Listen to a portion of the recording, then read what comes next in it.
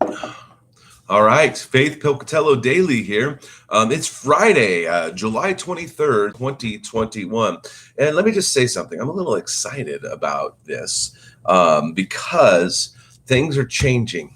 And so we look at the fact that Saul at the time, was ravaging the church, it says in Acts chapter 8. And then he was on the road to Damascus, and Jesus interrupts. He comes against a brick wall like we did sometimes, and Jesus says, "Stop which way you're going and turn." And then he leads him to receive his sight, and then he immediately starts preaching. We see Peter working and using, but listen, up until now, the majority of the people who were churning from their ways to Christ were Jews. They were people who, we see the Hellenists, which were Greek-speaking Jews mentioned. And so now we're seeing a shift here, because still God was building this base around these people who were Jews, and now he was going to start spreading abroad. So we see this as we jump into Acts chapter 10, verses 1 through 16. At Caesarea, there was a man named Cornelius, a centurion of what was known as the Italian cohort, a devout man who feared God with all his household, gave alms generously to the people, and prayed continually to God.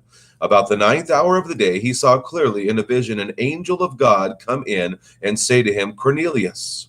And he stared at him in terror. "What is it, Lord?" And he said to him, "Your prayers and your alms have ascended as a memorial before God. And now send men to Joppa and bring one Simon, who is called Peter. He is lodging with one Simon, a tanner, whose house is by the sea."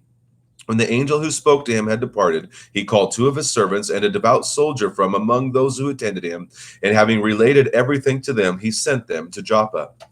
The next day, as they were on their journey and approaching the city, Peter went up on the housetop about the 6th hour to pray. And he became hungry and wanted something to eat. But while they were preparing it, he fell into a trance and saw the heavens opened and something like a great sheet descending, being let down by its 4 corners upon the earth. In it were all kinds of animals and reptiles, the birds of the air. And there came a voice to him, "Rise, Peter, kill and eat."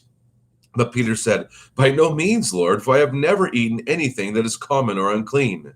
And the voice of God came to him once again, a second time. "What God has made clean, do not call common." This happened 3 times, and the thing was taken up at once to heaven.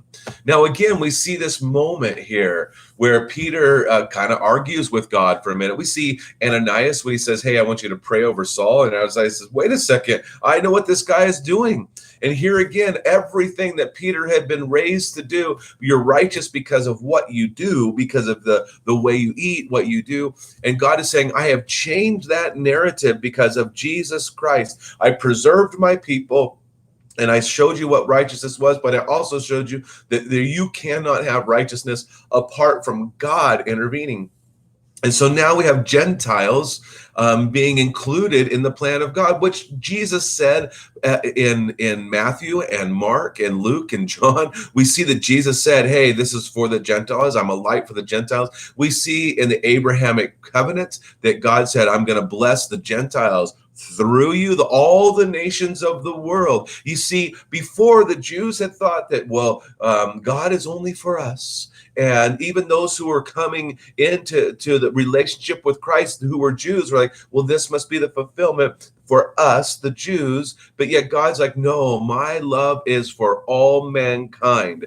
And I sent God through you. I preserved a nation through you so that it would be clear who Jesus is and what Jesus has done, and the fact that Jesus is for all. And so now Peter is being told, don't call people unclean anymore, because I have declared them clean. Listen, God has done the work. He has not only saved you, the propitiation that Jesus performed on the cross, the wrath-appeasing sacrifice to remove your sins, is not only for your sins only, but for the sins of the whole world. And so we get to proclaim that. God is inviting us in today to remind us that our salvation is not just ours. God extends it to everyone. So, what an exciting God we serve. May God richly bless your day. Enjoy Jesus. Go and share life.